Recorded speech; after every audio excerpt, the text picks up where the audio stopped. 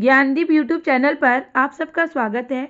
आज मैं आप सबको इस वीडियो में वृद्धि और विकास यानी ग्रोथ एंड डेवलपमेंट के बारे में बताऊंगी, जो कि सीटेट का मोस्ट इम्पॉर्टेंट टॉपिक है। वृद्धि और विकास से सीटेट एग्जाम में क्वेश्चन जरूर पूछे जाते हैं, तो आप वीडियो को लास्ट तक जरूर देखिए और वीडियो पसंद आए तो वीडियो को लाइक से सब्सक्राइब करना ना भूलें। तो सबसे पहले हम लोग जान लेते हैं कि इस वीडियो में हम लोग क्या क्या जानेंगे, किस पर चर्चा करेंगे। तो इस वीडियो में हम लोग वृद्धि का अर्थ यानी मीनिंग ऑफ ग्रोथ की पर चर्चा करेंगे और वृद्धि से जो एग्जाम में क्वेश्चन पूछे गए हैं, पूछे जाएंगे, उस पर भी चर्चा करेंगे। विकास मीनिंग ऑफ डेवलपमेंट यानी विकास का अर्थ क्या है उसके बारे में जानेंगे और विकास से एग्जाम में जो क्वेश्चन पूछे जाते हैं उस पर भी चर्चा करेंगे। और लास्ट में हम लोग वृद्धि और विकास में अंतर क्या है, जो कि मोस्ट इम्पॉर्टेंट है, इससे एग्जाम में क्वेश्चन पूछे जाते हैं। वृद्धि और विकास में क्या अंतर है उसके बारे में जानेंगे। तो आप वीडियो को में लास्ट तक जरूर बने रहें, क्योंकि बहुत ही इंपॉर्टेंट वीडियो होने वाला है। अगर आप सीटेट की तैयारी कर रहे हैं तो आपके लिए वीडियो बहुत ही इंपॉर्टेंट होने वाला है। तो चलिए देखते हैं सबसे पहले वृद्धि और विकास यानी ग्रोथ एंड डेवलपमेंट। वृद्धि का अर्थ क्या है, मीनिंग ऑफ ग्रोथ। वृद्धि का अर्थ है, वृद्धि का जो संबंध होता है हमारे शारीरिक अंगों से होता है और शारीरिक अंगों का विकास ही क्या कहलाता है, वृद्धि कहलाता है।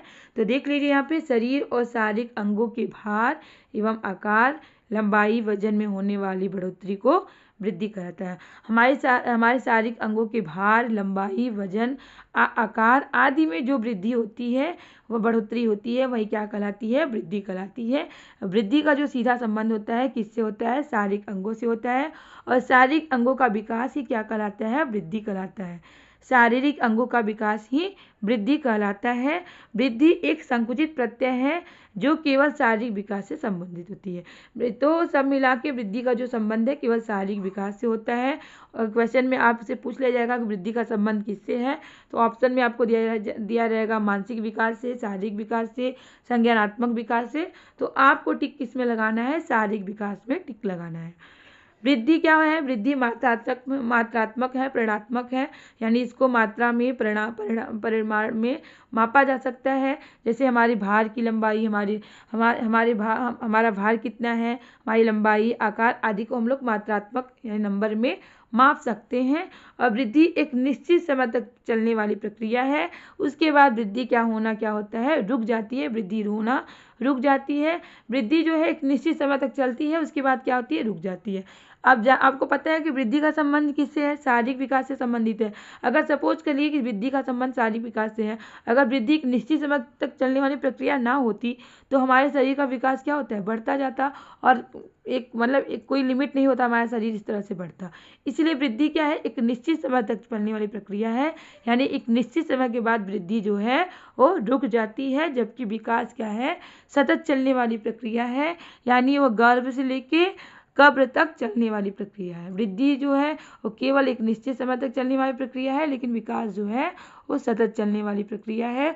वो बच्चा जब गर्भ में रहता है तब से लेके कब्र में जब जाता है तब तक विकास होता है। अब वृद्धि से एग्जाम में क्वेश्चन किस तरह से पूछे जाते हैं, देख लीजिए। निम्नलिखित में से कौन सा कथन अभिवृद्धि यानी वृद्धि की विशेषता को नहीं दर्शाता है। तो यहाँ पे देखिए नहीं दर्शाता, यानी क्वेश्चन क्या है, नेगेटिव। इस तरह से सीटेट में आपको कंफ्यूज करने वाले क्वेश्चन पूछे जाते हैं। आपको जब क्वेश्चन में नहीं रहेगा तो आपको आंसर निगेटिव ही ढूंढना है। कभी कभी आप लोग क्वेश्चन देखते हैं और नहीं पर ध्यान नहीं जाता है, आप पॉजिटिव आंसर पर टिक करके चले जाते हैं। तो यहाँ पे पूछा जा रहा है कि अभिवृद्धि की विशेषता को नहीं दर्शाता है। क्या नहीं दर्शाता है, जो वृद्धि जो है वो मात्रात्मक पक्ष है, ठीक है, ये तो पॉजिटिव है, तो हमको पॉजिटिव में टिक करना नहीं है, क्योंकि आपको क्वेश्चन में पूछा गया है कि नहीं दर्शाता है। तो यह मापनी नहीं है, यह जीवन पर्यंत चलने वाली प्रक्रिया नहीं है और यह केवल शारीरिक विकास दर्शाता है। तो हम लोग पहले ही ऊपर पढ़ चुके हैं कि यह केवल शारीरिक विकास दर्शाता है। तो एक क्वेश्चन के हिसाब से तो पॉजिटिव आंसर हो रहा है, तो आपको पॉजिटिव आंसर में तो टिक नहीं करना है। और सी वाला जो आंसर है आपका, यह जीवन पर्यंत चलने वाली प्रक्रिया नहीं है, ये भी पॉजिटिव आंसर दर्शाता है, क्योंकि हम लोग पढ़ चुके हैं कि वृद्धि जो है एक निश्चित समय के बाद क्या होती है, रुक जाती है। तो जीवन पर्यंत चलने वाली प्रक्रिया नहीं है। जीवन पर्यंत चलने वाली प्रक्रिया क्या कहलाती है, विकास कहलाती है। तो ये भी वृद्धि के हिसाब से पॉजिटिव आंसर हुआ, ये दोनों पॉजिटिव आंसर हुआ, तो इसका मतलब ये आंसर नहीं होगा। और हम ये भी ऊपर पढ़ चुके हैं कि वृद्धि जो है मात्रात्मक होती है और परिमाणात्मक होती है। तो जिससे हम लोग वृद्धि को नंबर में परिणाम में माप सकते हैं। तो यहाँ पे ऑप्शन ए भी आपका पॉजिटिव आंसर हो गया। तो ऑप्शन ए, सी, डी ये तीनों आंसर क्या है, मतलब क्वेश्चन के हिसाब से सही नहीं है, क्योंकि क्वेश्चन में नहीं पूछा जा रहा है कि वृद्धि की विशेषता नहीं है। तो वृद्धि की विशेषता क्या नहीं है, वृद्धि की विशेषता को नहीं दर्शाता है क्या, यह मापनी नहीं है, यह मापनी नहीं है। तो ये वृद्धि की विशेषता नहीं है, ऐसा नहीं है। वृद्धि की विशेषता क्या है, यह मापनी, यह क्या है, मापनी है। वृद्धि क्या है, वृद्धि क्या है, मापनी है। तो ये क्वेश्चन के हिसाब से निगेटिव है, यह मापनी नहीं है, ये अवृद्धि की विशेषता नहीं है, जबकि वृद्धि क्या है, मापनी है। तो यह ऑप्शन बी सही आंसर होगा। अब मीनिंग ऑफ डेवलपमेंट यानी विकास का अर्थ क्या है उसके बारे में जान लेते हैं। तो विकास एक व्यापक संप्रत्यक है जो जन्म से पूर्व अवस्था यानी गर्भ में, जन्म से पूर्व अवस्था यानी गर्भ से लेकर पूर्वावस्था यानी भ्रूणावस्था, वहीं गर्भ से लेकर गर्भ से प्रारंभ होता है और मृत्यु पर्यंत तक चलने वाली प्रक्रिया है। मृत्यु पर्यंत तक मानी गर्भ से लेके कब्र तक चलने वाली प्रक्रिया है। विकास जो है वो सतत चलने वाली प्रक्रिया है और भ्रूणावस्था से मृत्यु पर्यंत तक चलने वाली प्रक्रिया है।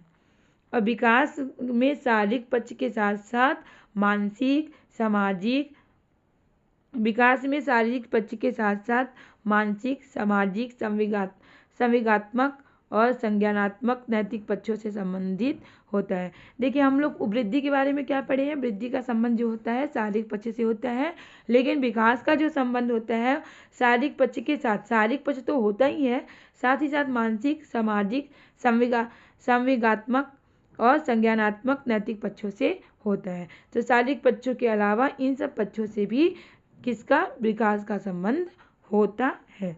विकास में वृद्धि भी संबंध, देखिए वृद्धि जो है विकास का हिस्सा है, वृद्धि जो है विकास का पार्ट है। तो विकास में वृद्धि भी सम्मिलित रहती है, इसलिए विकास को में क्या है, विकास मात्रात्मक और गुणात्मक दोनों होता है, एक क्वालिटेटिव और क्वांटिटी दोनों होते हैं। विकास जो है वो मात्रात्मक के साथ साथ गुणात्मक भी होता है, मतलब क्योंकि इसका संबंध वृद्धि में विकास भी सम्मिलित है, इसलिए मात्रात्मक भी होती है और गुणात्मक भी होती है। क्या, विकास जो डेवलपमेंट है हमारा मात्रात्मक भी है और गुणात्मक भी है। तो क्वेश्चन देख लेते हैं, क्वेश्चन किस तरह से पूछे जाते हैं। कौन सा शब्द एक बच्चे के विकास को अच्छी तरह से वर्णित करता है, कौन सा पक्ष जो है, कौन सा शब्द जो है बच्चे के विकास को सबसे अच्छी तरह वर्णित करता है। तो ऑप्शन ए है गुणात्मक यानी क्वालिटेटिव, बी है संकल्पनात्मक यानी कंसेप्चुअल, मात्रात्मक क्वांटिटेटिव और गुणात्मक और मात्रात्मक यानी क्वालिटेटिव और क्वांटिटेटिव दोनों। तो देखिए गुणात्मक तो होता ही है, विकास में तो गुणात्मक होता ही है। संकल्पनात्मक से मतलब कंसेप्चुअल तो कुछ होता नहीं, ऐसे कोई संकल्पना करके तो कुछ होता नहीं, इसमें मात्रात्मक भी होता है। लेकिन ऑप्शन डी जो है आपका दोनों है, गुणात्मक और मात्रात्मक। तो हम पहले ही जान चुके हैं कि वृद्धि में, चूँकि वृद्धि विकास से सम्मिलित है, विकास में सम्मिलित है, तो मात्रात्मक तो होता ही है और गुणात्मक भी होता है। तो सबसे अच्छा यहाँ क्वेश्चन पूछा जा रहा है कि सबसे अच्छी तरह वर्णित करता है विकास को, सबसे अच्छी तरह।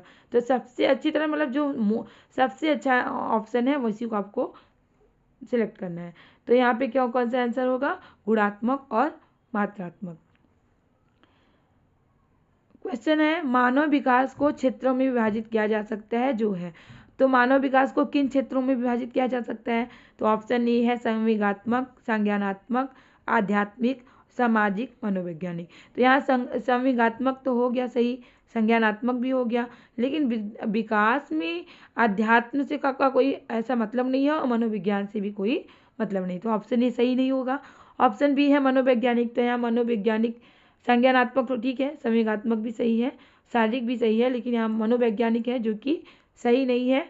और तीसरा है आपका शारीरिक, संज्ञानात्मक, सामाजिक, लेकिन यहाँ भी आध्यात्मिक है, तो इसका मतलब ऑप्शन सी भी सही नहीं होगा। ऑप्शन डी है आपका शारीरिक, संज्ञानात्मक, संवेगात्मक और सामाजिक।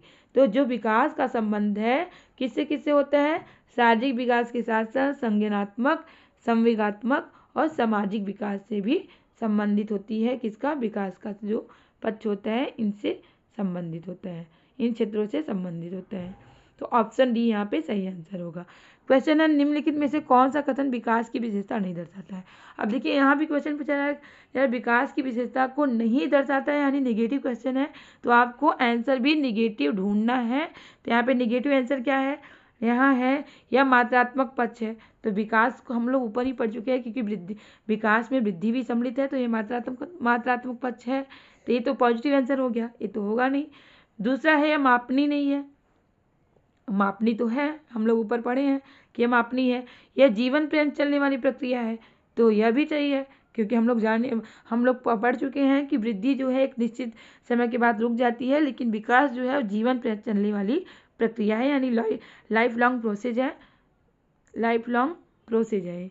फिर उसके बाद डी है यह केवल शारीरिक विकास दर्शाता है।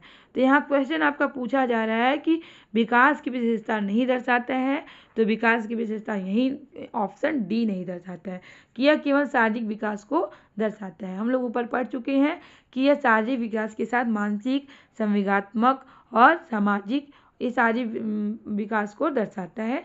तो ए वाला ऑप्शन डी सही नहीं है, ये विकास की विशेषता नहीं है। अब देखिए वृद्धि और विकास में अंतर क्या है, यानी ग्रोथ एंड डेवलपमेंट में क्या डिफरेंसेस हैं उनके बारे में जान लेते हैं। वृद्धि जो है परिपक्वता के बाद रुक जाती है। एक परिपक्वता माने जब हमारा शरीर परिपक्व हो जाता है तो उसके बाद वृद्धि क्या होती है, रुक जाती है, यानी एक निश्चित समय के बाद वृद्धि रुक जाती है। वृद्धि को हम यूनिट से माप सकते हैं, यानी हमारे भार, लंबाई, आकार आदि को हम लोग यूनिट से माप सकते हैं। वृद्धि विकास का एक हिस्सा है, हम लोग पढ़े हैं ऊपर कि वृद्धि जो है विकास में वृद्धि सम्मिलित है, इसलिए विकास क्या है, मात्रात्मक है। तो वृद्धि जो है विकास का हिस्सा है। विकास के लिए वृद्धि होनी चाहिए। अगर विकास है, विकास के लिए वृद्धि का होना आवश्यक है।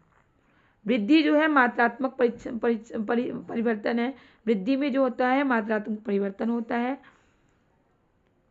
यानी हमारी लंबाई, चौड़ाई, भार में परिवर्तन होता है, जिसको हम लोग माप सकते हैं। डेवलपमेंट के बारे में जान लेते हैं। विकास एक सतत चलने वाली प्रक्रिया है, मतलब निरंतर चलने वाली प्रक्रिया है, और विकास को हम लोग यूनिट में माप नहीं सकते। वृद्धि को जो है हम लोग यूनिट में माप सकते हैं, लेकिन विकास को हम लोग यूनिट्स में माप नहीं सकते हैं। विकास के लिए वृद्धि होना आवश्यक है। विकास जो है गर्भ से कब्र तक चलती है, मैंने ऊपर ही बताया है।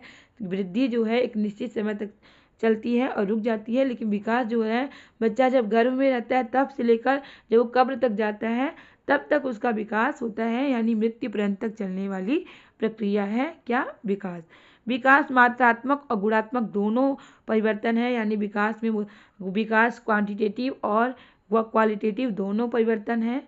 और विकास रिवर्सिबल नहीं है बल्कि मॉडिफिएबल है, यानी हम वापस पीछे से जाकर उसको चेंज नहीं कर सकते, पीछे से रिवर्स नहीं कर सकते हैं, बल्कि ये मॉडिफिएबल है।